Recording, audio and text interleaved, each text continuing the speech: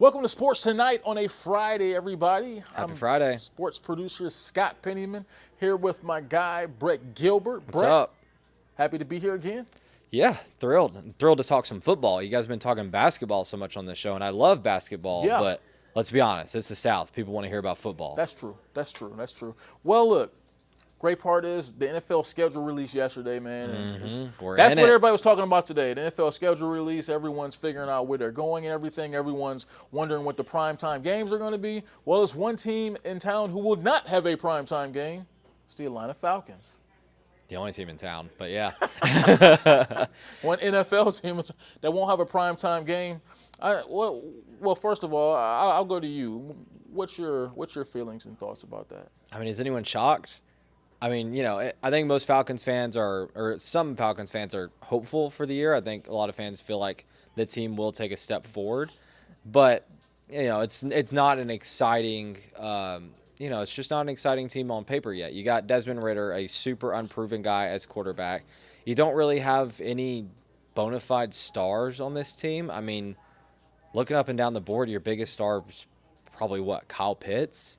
They brought in some defensive veterans. I mean, some of those have some weight to their name. But there's just not a lot of, big names, exciting offense, the type of thing that the NFL likes to put in prime time, which doesn't mean they're a bad team. You and Fred talked last night and said that Fred was saying they may win 10 games. I think this team can compete for a really bad division this year, but it's, they're a far cry from the Chiefs, the Bills, even teams like the Dolphins that we see, more often in prime time.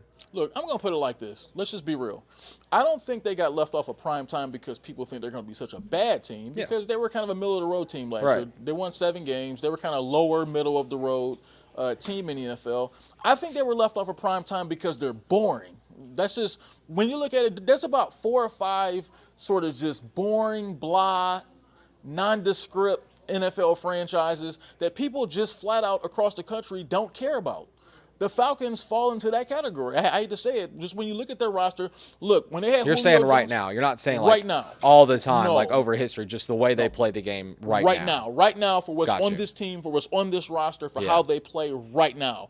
Yeah, I mean, when they had Matt Ryan and Julio Jones, those were bona fide stars. Matty so people loved seeing them then, and even going back even further with Deion Sanders and those, and guys like that, even, so, yeah, Michael Vick, you could go back. Yeah, Michael Vick. I mean, they were must-see TV during that time, but just check out this current Falcons team. I mean, people they know Desmond Ridder, but so he's kind of like a nondescript quarterback who really hasn't really done anything in the league yet, so no one is really excited about him. And just look around this team. If you were to ask anybody nationally right now, who are the, what player do you identify the Atlanta Falcons by? Like, pretty much every team has, like, their franchise guy, whether it's a quarterback, a star defensive player, just somebody that you know that franchise by. If you were to ask people nationally, okay, what player do you identify the Atlanta Falcons with? I can't name anybody. Yeah, and that's kind of my point. I mean, they got some guys, Kyle Pitts. They got a lot of good guys, but they don't have a star. And maybe they will by the end of the year. Maybe one of these guys breaks out and becomes a star.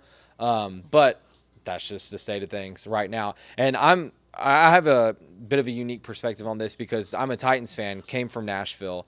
And, of course, a lot of the offensive mindset from the Titans team we had there 3 or 4 years ago has come over to Atlanta with, defensive coordinator and Arthur Smith, head coach. They've really kind of rebuilt or are trying to build the offense they had in Tennessee. And the gripe from all the Titans fans the whole time I was in Nashville was, why aren't we on more primetime games? And the response was always, you play a boring style of football. True. Giving the ball to Derrick Henry, as great as Derrick Henry is, and as good as that team was, giving the ball to Derrick Henry 25 times a game just isn't exciting football. It's not what the NFL wants to put forward as their premier product. You can hate that, you can love that, but that's just the way it is. That's true. I mean, there's like 4 or 5 teams that just kind of fall into that category. Like I said, the Falcons are one of them. There's about 4 or 5 teams that just kind of fall into that boring, blah category where just how they play the game, for what's on their roster from top to bottom, it's just not interesting and it's just not appealing from a national standpoint.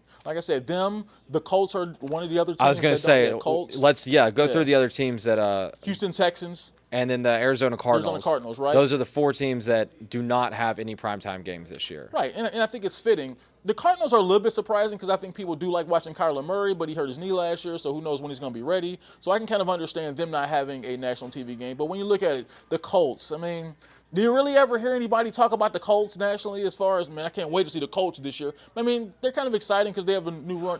The rookie quarterback, Anthony Richardson, but there's really nothing to see there from a star standpoint. The Houston Texans, they've had a couple really bad seasons last few years. I guess if you want to see C.J. Stroud and they got the guy Will Anderson from Alabama, that may be an interesting storyline. But again, I mean, that's not really a team with star-studded players that you can't wait to see. And like we said, unfortunately, the Falcons fall into that category. Now, this season, if guys like Bijan Robinson, guys who we'll talk about a little bit more in a moment, but guys like him, guys like Kyle Pitts, if they emerge and become stars, then yeah, I think next season they'll have more national TV games. But as long as they're kind of how they are right now, like you said, kind of like a blah way of playing the game, they're kind of a boring, style of play. But I think that can change this year if some of those guys develop into playmakers, and I think they have that potential. Kyle Pitts, Drake London, Bijan Robinson. That's a really nice core of, of playmakers around the quarterback. Now, if Desmond Ridder can get better, and I think they may be must-see TV, but as of right now, it is what it is. Yeah, and last thing I'll say, and then we'll move on. The NFL also implemented more of flexibility into the broadcast schedule this year, so that if we get 8 weeks into the season and some of these teams that we think are going to be great, quarterbacks go down, whatever, they're not that good. A matchup that we were looking at in August as a premier matchup, between like Josh Allen and Patrick Mahomes. Right. God forbid they both get hurt. Right. All of a sudden, that's not really a matchup you care about seeing. True. And maybe the Falcons are doing good. So they have made it this year where they can flex games into primetime spots. Good. So it wouldn't surprise me if by the end of the year, especially if this division is tight, which I kind of expect it to be, especially between the Falcons and the Saints, if one of those games gets flexed into primetime. So we'll just have to watch and see. But staying on the Falcons, Scott, you were over there at a rookie minicamp today. It started today. Yes, sir. What happened? What was the vibe out there? Oh, it's pretty cool. Of course, most of the attention was on Bijan Robinson, rookie running back. Of course, that's what everyone was kind of there to see, kind of see how he looks out there, just kind of, and talk to him after practice just to see how he was kind of getting adjusted to everything. He seems like a very just kind of like a very intelligent, very well put together athlete. Yeah. He looks really strong. He looks very athletic. And just his whole approach to the game, I think Falcons fans are going to like him a lot. I mean, he's a very versatile player. He seems to be one of those guys that will do whatever it takes for the team to win, play his role, whatever that's going to be, whether it's running back, whether it's wide receiver. He knows he's going to be used as a versatile weapon within the offense. He seems okay with that, and he seems very enthusiastic about what his role could be in this offense. Yeah, and Scott, I was talking to you a bit before the show. This is your first mini camp with the Falcons. It is. You were in Cleveland for a few years before this. Covered a lot of them there. How did this mini camp compare to the ones you saw in Cleveland the past few years, just from the way it's run, that kind of perspective? Yeah, just a little more toned down. I think those years I was in Cleveland, obviously, that city lives for the draft, right? Because they suck always every up year. there. They always suck really bad. So they're drafting, and there's always a lot of hoopla around the rookie first-round picks. Yeah. Same thing a little bit here in Atlanta, but I think it's just more toned down. But I think that's just kind of how their style is with Arthur Smith and everything. Yeah. Everything's a little more toned down, just a little more, okay, let's just more focused, I would say. And they were just ready to get to work. So I think that's what I saw today, where everyone was kind of just business-like. Everyone who was there, the other rookies, like Zach Harrison from Ohio State, same thing. He's a big dude. Yeah. Camp. So I think he may be one of those guys who's a surprise on the defensive line. So yeah, I mean, it was just rookies get acquainted. Rookie camp is just pretty much an introduction, and there's always a lot of guys too, undrafted free agents. Yeah. You never know who's gonna pop and do something. A few of those will make the camp team. and make the team. So there's always a guy or two who kind of impresses coaches enough to be able to be invited back for training camp and make the 53-man roster. Yeah. I wanted to ask before we move on, there's so much back and forth about the Bijan Robinson pick. We talked about it on here. I think most of us on here, me, you, Fred, we like Bijan the player. We weren't crazy about where they picked him. Some fans love it. But now that he's here and now that he's in rookie minicamp, what are we expecting to see from him this year? I'll let you give your prediction and I'll give my thoughts. But what do you think we see from Bijan Robinson, the player, on the field? Well, Bijan was a top 10 pick, right? So, I mean, Yeah. I think what we're looking for is a rookie of the year candidate. You're looking for him to come in, give them an instant boost on offense, become an instant weapon. Like we said, be able to run the ball. I'm talking about a 8 to 10 touchdown season. A guy who gets a lot of touches. I don't know about 1,000 yards rushing, but I would say well over 1,000 yards in total yards.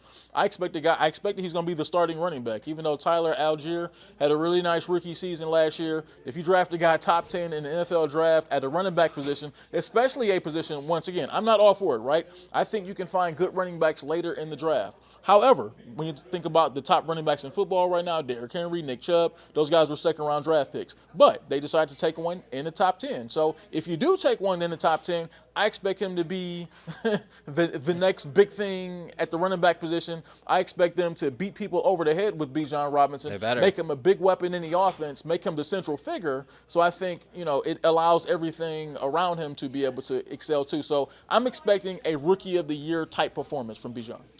I'm very interested to see. I agree with you. He's going to be the starting back. He's going to get, the majority of the carries. I am very interested, though, to see what the split is between him and Tyler Algier, because you've spent this draft capital on him, so you need to give him a heavy workload.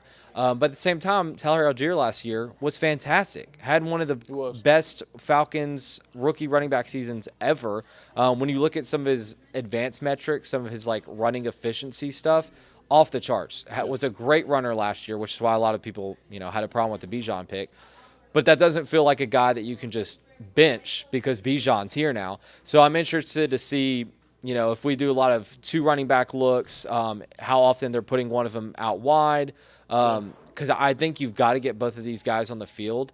And my gut tells me we're probably looking at like a 65-35% split with Bijan getting 65% of the carries. I think more than that. And, Algier's probably upset and you're probably wasting Algier a bit. Less than that. And you can look at it and say, why did we spend this much on this guy if we're only, if he's only our running back 60% of the time. So I'm fascinated to see what they do there, especially with it being Arthur Smith. In Tennessee, he was very much a one-back guy. He had Derrick Henry, and Derrick Henry got 90% of the snaps, 90% of the carries. He has mixed more guys in. Some of that's been because of injury here in Atlanta, with Cordell Patterson, Tyler Algier. But, yeah, I'm really, really interested to see what the split is there. And I think I think that'll be interesting to watch as the season unfolds. Well, I think the great thing about the running back position is you can use 2 or 3 guys on one drive, let alone an entire game. So, it's not like quarterback where you have to stick with the quarterback and extra guy for the entire season. He plays running back, so you can use 2 or 3 different guys at the running back position. Just think of all those years when the Patriots won the Super Bowl. They always had 2 or 3 guys who were in heavy rotation, who ran the ball, who caught the ball out of the backfield. So I think that's what Arthur Smith is trying to bring here. Just give them options in the backfield. Give them different types of backs. I think Tyler Algier is a different type of back than Bijan Robinson is. So I think if you have a variety in that backfield and you have multiple weapons in that backfield, it can only make your offense stronger. Yeah. Well, we'll find out here come September, which, God, that's still so far away. It's a little ways away. I need that to get closer. Well, just enjoy the summer, and let's not rush the fall here, right? Let's enjoy the summer, especially for the folks who live in cold weather places who want to enjoy the summer. Yeah. Well, we still got some basketball to enjoy too. Let's get to that. Yeah. Kevin Durant getting the boot last night. Him and Devin Booker, they lost at home to the Nuggets. Go down 4-2 in the series. That's their second straight year. I think last year they lost 4-2 in that series as well, right? I know it was a home loss. They actually, you know what? I think last year they went 7 games with Dallas. Then they lost. I think they lost in game 7. I think. I can't remember if it was 6 or 7, but I know it was at home. So it's 2 straight. Yeah, they got drilled too. Home. Yeah. Well, I do know that. Yeah. So 2 straight just blowouts at home to end your season. Yeah.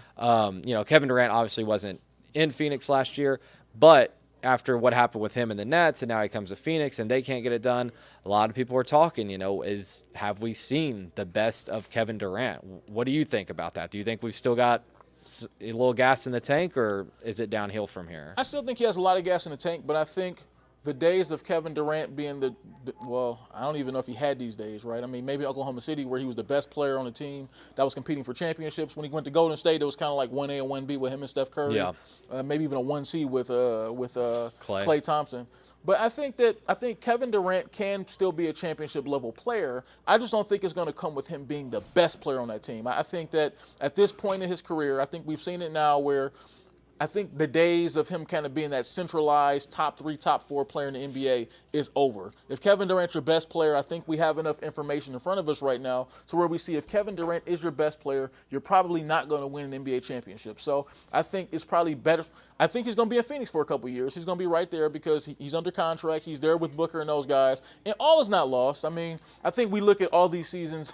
We always say, every game, every playoffs is a referendum on everything, right? And so it's very easy to say Kevin Durant, it's all over for him. He should just retire. No, he's going to come back next year with the Phoenix Suns. He's going to have Devin Booker. They need to probably do some retooling around him and Devin Booker. Maybe that means Chris Paul will be gone. Maybe that means DeAndre Ayton will be gone. But I think they're going to retool that roster this offseason, kind of rebuild around Booker and Durant for the next 2 or 3 years, get some good pieces around them, and then make another run at it. I mean, I just think that's where we're at right now in his career. I just don't think any team that he's on, I think we've seen enough right now to know that if he's your number 1 guy on your team, you're probably not going to win a championship. Yeah, probably not. I tend to agree with you. I mean, look, he's going to be 35 by the time next season starts. I think this is probably his last stop along the way. I think he probably knows that. So yeah, I agree. I think they've got to kind of retool that roster around them. Yeah. I don't know. I'm torn because I could see it going either way, but it's because I just wasn't impressed at all from what I saw from him during the postseason. But then it's also, it's easy to forget he barely played with these guys in the regular season. I mean, they were still figuring out how they played together in the playoffs, and they won a series doing that. So, they're going to have an entire offseason together to figure that out, 82 games next year to figure that out, and, hopefully he stays healthy. And I think I'll say this. I don't know if we'll ever see Kevin Durant win another NBA Finals, but I don't think we've seen the best of him. I think we will, or I still think that he has elite play left in him. I think he could make a deep playoff run with the Suns. Does it end in a finals win? I don't know. But I think we'll see better than what we saw this year. Yeah, I just think it's kind of unfortunate when you think about his career, right? Because he won 2 NBA titles. He won them with Steph Curry. So, and Golden State have won 2 titles without Kevin Durant, right? Yeah, so it kind of doesn't help his legacy. Right, it doesn't really help his legacy because sure. your only 2 NBA championships came for a franchise that was winning championships before you got there, and they've won championships after you left. So, yeah, it doesn't really help his long-term legacy right now because I think he felt that's the reason why he left Golden State. I think he felt that he needed to leave there and be able to lead his own team to a championship. I never felt that way personally. I feel like he should have just stayed in Golden State because at the end of the day, if you're one of the 2 best players for a team who wins multiple championships, your place in history is going to be set anyway. So I believe he should have stayed in Golden State, but since he decided to leave, yeah, it's really going to affect his legacy strong if he falls short year after year of winning a championship. Yeah, for sure, sure. Moving on to tonight's game. We got a little bit of time left here. Lakers hoping to close out the Warriors at home back in LA. This series has taken the exact same path as the Lakers-Grizzlies series took. It is. Lakers go up 3-1, then they lose that Game 5 on the road. Now they're back at home with the chance to close it out. I think we all know that the Warriors, myself as a Grizzlies fan, hate to admit it, but the Warriors are a better team than the Grizzlies. Sure. So it's going to be a tougher fight for the Lakers to close them out at home.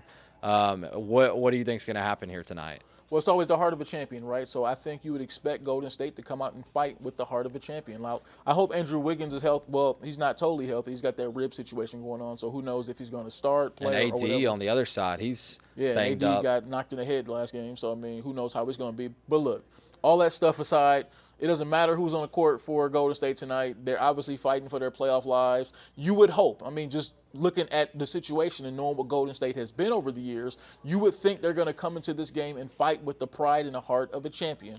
And it's going to be really, really hard to knock them out and send them home. You would think, I would hope. As a basketball fan, I would hope. I want to see a great game. I want to see Golden State fight. And I hope it comes down to it. Look, in this series, I want to see a Game 7. I mean, I think we all do. As a neutral person. Lakers fans probably don't. But. Right. If you're a fan of one of these teams, yeah, I mean, if you're a Lakers fan, you don't want a Game 7. But just as a fan of basketball and a fan of what I'm seeing right now with LeBron James, with Steph Curry, with Anthony Davis, with Klay Thompson, Draymond Green, this is just such good basketball being played in this series from Hall of Fame players. I mean, just Yeah. think about how many Hall of Fame players you're going to get from both You these have a two Hall of teams. Fame roster. Yeah, just in the this. total. Like, yeah, you could Yeah. literally make a Hall of Fame roster out of this series Yeah, easily. I mean, right, exactly. I mean, so just there's such great players, such legendary players playing in this series. There's such good basketball being played in this series. I want it to go as many games as it can. So I want this to go 7 games. So I'll be, I'm not a Golden State fan. I'm not a Lakers fan, but I'll be rooting for Golden State tonight because I just want this to go 7 games because I have such an appreciation for great basketball and great basketball players. Yeah, I feel the exact same way. And I think if it does go 7, it's hard to bet against the Warriors game 7 at home after winning that'll be 3 in a row at that point, or 2 in a row True. at that point. And the corgi on Twitter that everyone's retweeting, he's got the script, man. He's got that's the every dog? yeah, that's the dog Yeah. that predicted every game of the series. He's perfect 5 for 5 right now. So he's got the Warriors in 7, huh? Yeah. Now Alan Devlin, our anchor and resident Lakers fan, he keeps pointing out. I don't know if he's going to come over here. He keeps pointing out that dog has also predicted other series and other sports and gotten it all wrong. That this is the only one he's been accurate. But so far in this series, he's right on. So I'm sticking with the corgi tonight. I think the Warriors force game 7. I'm gonna go ahead and pick the Lakers. I think they'll just, I think that they seem to want it a little bit more than the Warriors do. Like I said, Game 5, you saw the Warriors fight like a champion. I mean, they came out there, they did just what you expected, got this to a Game 6 back in L.A. But I just think, just the Lakers and how they've been playing, they normally bounce back really well after a poorly played game. They'll be at home, the stars will be out, Jackie's back courtside, everybody's back out there in L.A. I think with that momentum, I think they'll have enough to get past Golden State tonight. But as a fan, I'm hoping it's just a good, entertaining game. And look, like I say, I hope Golden State pulls it out so we can have a Game 7. Yeah. Just because everything, just to watch.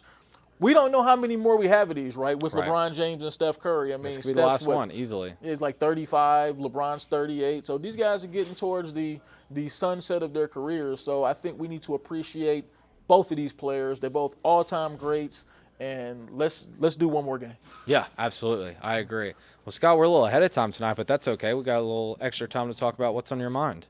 Well, it's kind of funny, it's just kind of interesting with this time of year when you have rookie camps and everything like that, right? I mean, just being out there with rookie camp, this is like a great time for sports, right? Because you have NFL teams still going on right now in their rookie camps. You have baseball going crazy right now, really getting into the swing of their season. You have NBA playoffs. I mean, just think about Hockey playoffs, too. it. Stanley Cup Hockey playoffs. So just think about it for a second. When you look at the course of a 12-month year, what do you think is the best month for sports? Just all around. Could it be May? I'm just saying. Probably. It's up there. I mean, my gut's thinking like September, because when does NBA season start? NBA season starts September. Starts the end of October into November. Okay. So, yeah, that would like mid-October now. That would probably be my go-to, because you have college football, True. NFL seasons True. underway, baseball playoffs, That's so NBA true. starting up. That'd probably be my pick, but hey, this is right up there with That's it. This is a outstanding great too. time of year. Just thinking about that, because to have all sorts of college football and pro football, Yeah. so just have football in general going strong in October. But then, that's a tough one. And there's just something about fall weather and sports. You know what I mean? Like That's fall true. weather That's football, true. fall weather baseball. Like it just hits different. That's true, except for if you're hitting. If you're here in Atlanta, then it's probably going to hit 80. You know what I'm saying? Around that time. Yeah, but better than May, where it's going to be hitting 100 by the end of the month, probably. So what's on your mind? What's on my mind, also football related, because I guess that's what's on all our minds tonight. The schedule releases yesterday. You and Fred talked yesterday about how it's kind of become an event. All the teams put out their own in their own unique way. I was not prepared. I guess they did this last year too, and I just kind of forgot. I was not prepared for how creative all of these teams' social media departments are. I mean, they were putting out insane concepts to release their schedule. I saw the Chargers put out like a full anime video, which walked through their schedule, which was interesting. It was well done. And yeah, like every team just has these crazy videos. My favorite, though, I'm a little biased, but my favorite was the Titans. They went, and that one's been blowing up. I've seen everyone posting it. Yes. They went out on Broadway, which if you don't know, Broadway's like the touristy drinking. It's like the strip of Nashville. They went out there and asked random people on the street, who is this logo? And they went through the Titans' schedule that way, and they had the random people on the street introduce each team of the week, and they didn't get a single team right. The Colts were called the Cowboys twice. The Cowboys. The Buccaneers were called the Pirates of the Caribbean. If you haven't watched it, go look up the Titans Twitter and just watch that video because it's well worth a watch. They call the Falcons the Red Stallions. The Red Stallions. And then the Falcons changed their name on Twitter to the Red Stallions. So I was just having a blast last night going through, watching that video, watching all the other teams' videos. The teams were like posting memes back and forth. It was just good internet fun. A little, dose of dopamine here in May when we still got a long time until we get to football. I don't know. I had a lot of fun. I forgot they were that creative with the schedule releases. I love a lot of these social media departments nowadays when it comes to pro sports. I mean, yeah, you got some good young creative people in there that just really make it fun to hop online and see some of these fun things that they get going. Some of the most creatively talented people are in different web departments across the country and everything like that, because especially for these sports, because it's such fun to just click on and see things like that. It really is. Yeah, no, it adds so much. I love it. For sure. Well, that's Scott, it. I think we, for the first time ever, got out of here early tonight. That's all right, man. Look, I mean, I say it's a good thing to get out here early so everyone can go home and prepare to watch some fun basketball tonight. That's right. As we have, maybe just that Lakers and Golden State series, man. I mean, I don't mean to neglect the other ones, but that's truly must-see basketball, and the ratings have been off the charts for a second. I think some of the best ratings ever for a second-round NBA playoff series. So, yeah, I mean, can't wait for that. I'm excited. Well, let's get off here and watch it. See you tomorrow, or Monday. See you tomorrow, buddy. See you Monday. Not me, though.